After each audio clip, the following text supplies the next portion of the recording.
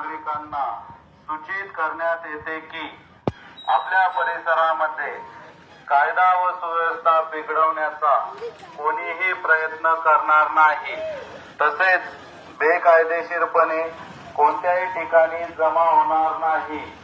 तसेच सोशल मीडियावर कोणीही आक्षेपार्ह पोस्ट किंवा समाजात शांतता बिघडेल असा संदेश प्रसारित करणार नाही। असा प्रयत्न करण्यात आल्यास आपणाविरुद्ध कायदेशीर कार्यवाही करण्यात येईल याची नोंद घ्यावी।